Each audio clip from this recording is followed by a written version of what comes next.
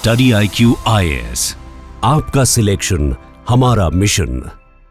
नमस्कार दोस्तों ज़ेलेंस्की और ट्रंप के बीच में रिसेंटली जो भी कुछ हुआ, इससे एक बात तो तय हो गई है कि now Europe is on its own. मतलब यूरोप को अपना ख्याल खुद ही रखना होगा। वो एक्सपेक्ट नहीं कर सकता कि जो अमेरिका है वो उसकी मदद करने आएगा। और स्पेशली डोनाल्ड ट्रंप के राष्ट्रपति बनने के बाद कब किस तरह की पॉलिसी चेंज हो जाए किसी को कुछ पता नहीं। और इसी को देखते हुए जस्ट एक दिन के बाद ही, मतलब जो अमेरिका में हुआ ज़ेलेंस्की और ट्रंप के बीच में, उसके नेक्स्ट डे आप देख सकते हो ज़ेलेंस्की पहुंच गए यूके और वहां पर उन्होंने एक वेपन्स डील साइन कर लिया। आप देख सकते हो Ukraine science 2.26 billion pound UK loan deal for weapons production. तो थोड़ा सा इसको समझेंगे कि आखिरकार चल क्या रहा है, लेकिन साथ ही साथ क्या यूरोप अकेले फाइट कर पाएगा। तो चलिए आगे बढ़ते हैं। देखिए, सबसे पहले मैं आपको बता दूं, $2.84 बिलियन की डील हुई है, वेपन्स डील हुई है यूक्रेन और यूके के बीच में।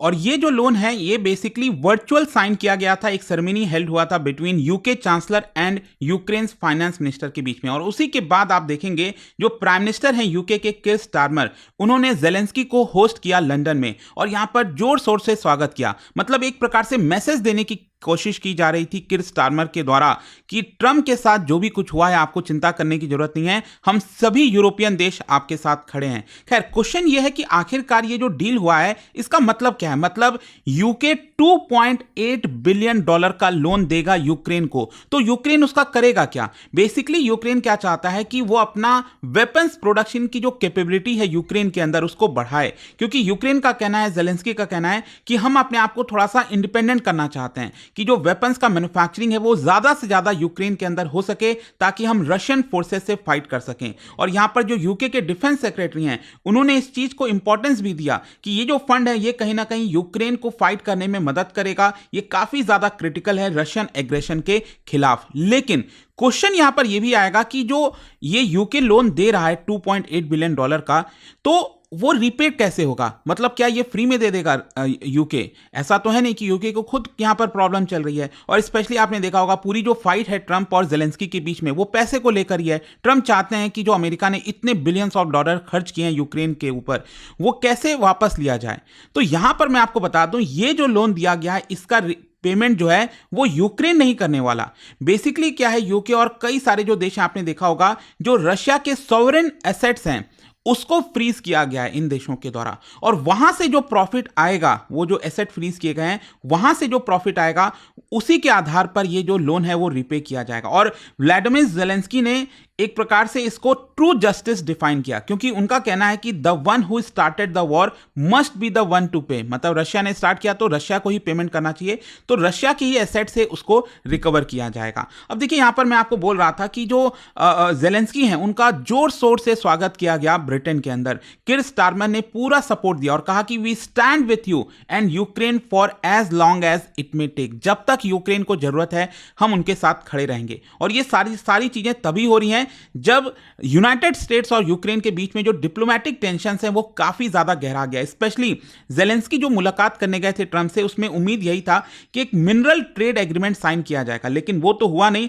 और इसी के बाद से अगर आप देखोगे जो यूरोप के लीडर्स हैं कई सारे, और वो पीछे हो गए यूक्रेन के साथ। और यहां पर उन्होंने एम्फसाइज किया कि यूरोप को ज्यादा कंट्रोल लेना पड़ेगा अपने सिक्योरिटी पॉलिसीज का। मतलब कहीं ना कहीं उनको ये बात समझ में आ रही है कि यूएस की फॉरेन पॉलिसी शिफ्ट हो रही है, तो इसलिए यूरोप जो है वो अमेरिका के ऊपर अब डिपेंडेंट नहीं हो सकता। और इसी की वजह से यहां पर जो सबसे बड़ा नाइटमेयर है यूरोप का वो अब सच साबित होता जा रहा है। और वो ये है कि यहां पर यूरोप को पुतिन के खिलाफ, रशिया के खिलाफ अकेले फाइट करना पड़ेगा। मतलब यूएस मदद नहीं करेगा। इनफैक्ट ये बात यूरोप को जस्ट एक हफ्ता पहले भी समझ में आ गई थी, क्योंकि आपने देखा होगा एक यूनाइटेड नेशंस के अंदर वोटिंग हुआ था, रशिया के खिलाफ एक रेजोल्यूशन लाया गया था। उसमें सभी लोग ये एक्सपेक्ट कर रहे थे यूरोपियन कंट्रीज और अमेरिका उस रेजोल्यूशन को सपोर्ट करेगा। यूक्रेन वो रेजोल्यूशन लेकर आया था, लेकिन उल्टा हुआ क्या कि यूएस ने उस रेजोल्यूशन को सपोर्ट नहीं किया, बल्कि वो रशिया के साथ ज्वाइन कर लिया, रशिया के फेवर में एक प्रकार से वोट कर दिया। और इसी की वजह से यहां पर उनको समझ में आ रहा था अब कि जो रिलेशनशिप है यूरोप और यूएस का वो अब काफी ज्यादा ट्रबल में जाते जा रहा है। और इसके बाद जो भी कुछ ज़ेलेंस्की और ट्रंप के बीच हुआ वो उससे तो एकदम क्लियर कट साबित हो गया। और इसीलिए अगर आप देखोगे यहां पर यूरोप के बहुत सारे जो ऑफिशियल्स हैं, लीडर्स हैं, वो इंटरव्यू दे रहे हैं और वो टोटली शॉक में है कि आखिरकार अब यहां से चीजें कैसे बढ़ेंगी आगे। क्योंकि यहां पर आपको समझना है कि यूरोप हमेशा से पिछले 80 साल से अगर आप देखोगे, जब से वर्ल्ड वॉर 2 खत्म हुआ है तब से लेकर अभी तक यूएस के साथ एक बॉन्ड बना हुआ था कि वो हमेशा एक साथ रहेंगे और यहां पर जो भी फोर्सेस हैं, जो यहां पर अराजकता फैला रहे हैं, जो भी कुछ हो रहा है उसके खिलाफ लड़ेंगे। इनफैक्ट यहां पर आप देख सकते हो, जो फ्रांस के प्रेसिडेंट है मैक्रोन और किर स्टारमर हो गए, यूरोपियन कमीशन प्रेसिडेंट हो गई, वो सभी ने यहां पर डिस्क्राइब किया है कि ये जो भी कुछ हो रहा है ये एक जनरेशनल चैलेंज है पूरे कॉन्टिनेंट के लिए। एंड इसी की वजह से आज संडे को जेलेंस्की और बाकी के यूरोपियन लीडर्स जो हैं, साथ ही साथ कनाडा, ये सब आपस में बैठ रहे हैं लंदन में और यहां पर बातचीत करेंगे कि आगे कैसे किया जाएगा। सिर्फ यही नहीं, मैं आपको बता दूं अभी थर्सडे को एक यूरोपियन सिक्योरिटी समिट होनी है। इस समिट के अंदर यहां पर बेसिकली कोशिश यही है कि यूरोपियन यूनियन कैसे इमरजेंसी पैकेज देगा यूक्रेन को, क्योंकि अब देखो अमेरिका चीजें सप्लाई करेगा, प्रोवाइड करेगा, मदद करेगा यूक्रेन का, यह कहना बहुत मुश्किल है, लेकिन यूरोप लगभग $21 बिलियन का जो मिलिट्री एड है वो यूक्रेन को देने वाला है और यह समिट में यह चीज डिसाइड होगा।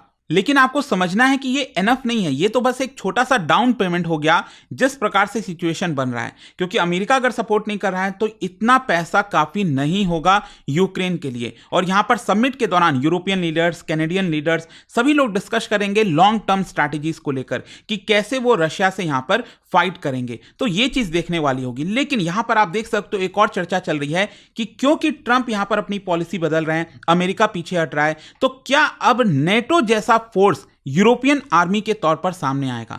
क्योंकि देखो नेटो की जब हम बात करते हैं तो उसके अंदर यूरोपियन यूनियन के सभी देश हो गए लगभग काफी सारे, साथ ही साथ यहां पर जो अमेरिका हो गया, तो ये सब नेटो के अलाइज हैं, नेटो मेंबर्स हैं।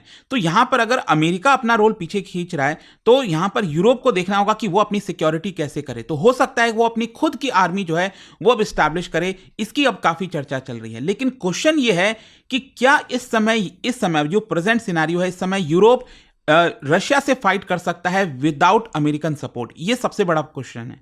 क्योंकि मैं आपको बता दूं, according to International Institute of Strategic Studies, Russia का जो मिलिट्री एक्सपेंडिंग है it is now higher than Europe's total defence spending. आप समझ रहे हो, यूरोप की टोटल डिफेंस स्पेंडिंग, इतने सारे देशों का पूरा अगर आप स्पेंडिंग देख लोगे डिफेंस में, उससे ज्यादा स्पेंडिंग इस समय रशिया का हो रखा है in terms of purchasing power parity. और यहां पर 41% रशिया ने इंक्रीज किया है अपना स्पेंडिंग, और इस समय 6.7% ऑफ जीडीपी ये आपको रशिया का स्पेंडिंग देखने को मिलेगा डिफेंस में। वहीं यूके की अगर आप बात करो it is just 2.5% of GDP. तो क्वेश्चन यहां पर यह नहीं है कि यूरोप के पास विल है कि नहीं, क्वेश्चन असली यह है कि यूरोप के पास नंबर्स है कि नहीं। और ऐसा लगता है कि यूरोप के पास नंबर्स नहीं है। मैं आपको बताता हूं, जैसे कि अगर आप देखोगे तो जो जेलेंस्की हैं वो बार बार ये मांग कर रहे हैं कि रशिया को अगर हमें रोकना है कि वो दोबारा अटैक ना करे तो इसके लिए हमें 2 लाख के फोर्सेस रिक्वायर होंगे, इंटरनेशनल ट्रूप्स रिक्वायर होंगे।